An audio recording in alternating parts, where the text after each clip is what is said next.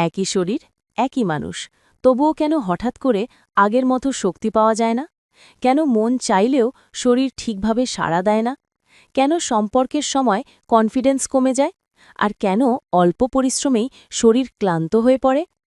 অনেকেই ভাবে এটা বয়সের কারণে, কেউ ভাবে স্ট্রেসের জন্য, কিন্তু বাস্তবে শরীর তখনই এমন সিগন্যাল দেয় যখন ভেতরের সিস্টেমগুলো ঠিকভাবে কাজ করছে না।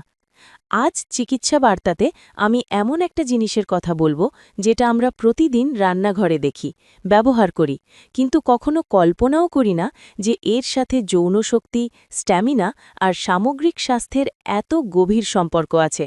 সেই ছোট্ট কিন্তু শক্তিশালী জিনিসটাই হল লবঙ্গ।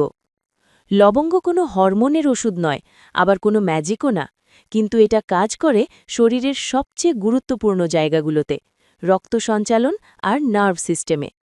লবঙ্গের ভেতরে থাকা ইউজেনল নামের প্রাকৃতিক উপাদান রক্তনালীকে স্বাভাবিকভাবে রিল্যাক্স করতে সাহায্য করে। এর ফলে শরীরের রক্ত চলাচল ভালো হয়, নার্ভ সিগন্যাল শক্তিশালী হয় এবং প্রাইভেট এরিয়ায় ব্লাড ফ্লো সাপোর্ট পায়। এই কারণেই নিয়মিত ও সীমিত পরিমাণে লবঙ্গ গ্রহণ করলে স্ট্যামিনা ধরে রাখার ক্ষমতা বাড়তে পারে এবং সম্পর্কের সময় আত্মবিশ্বাস ফিরতে সাহায্য করে। প্রাচীন চিকিৎসা পদ্ধতিতে লবঙ্গকে তাই প্রাকৃতিক শক্তিবর্ধক হিসেবে গুরুত্ব দেওয়া হতো।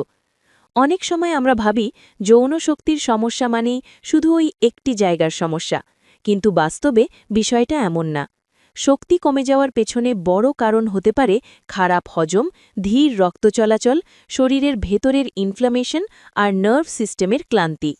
লবঙ্গ এই সবগুলো জায়গায় ধীরে ধীরে কাজ করে বলেই এর প্রভাব শুধু এক জায়গায় সীমাবদ্ধ থাকে না, পুরো শরীরেই অনুভব করা যায়।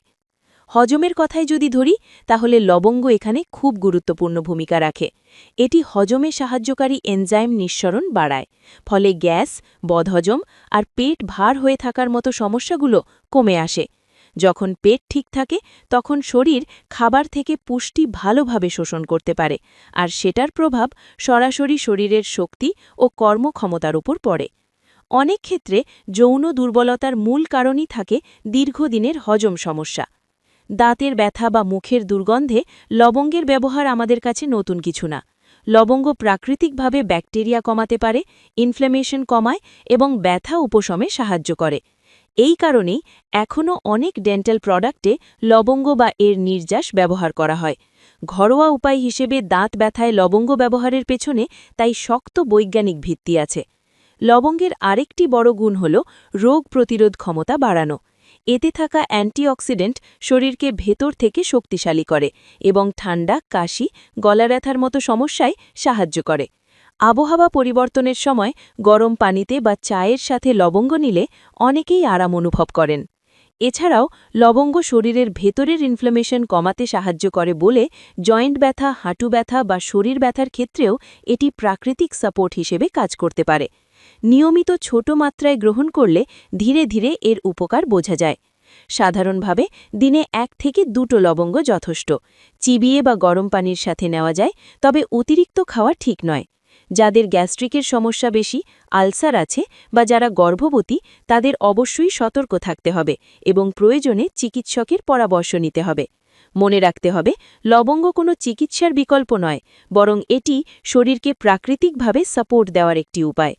সবশেষে একটা কথাই বলা যায়, লবঙ্গ শুধু রান্নার মশলা না, এটি এমন একটি প্রাকৃতিক উপাদান যা যৌন শক্তি, হজম, ইমিউনিটি আর সামগ্রিক স্বাস্থ্যের জন্য ধীরে ধীরে কাজ করে। অনেক সময় প্রকৃতির সবচেয়ে শক্তিশালী জিনিসগুলো আমাদের একদম হাতের কাছেই থাকে, শুধু সেগুলো চিনে নেওয়াটাই।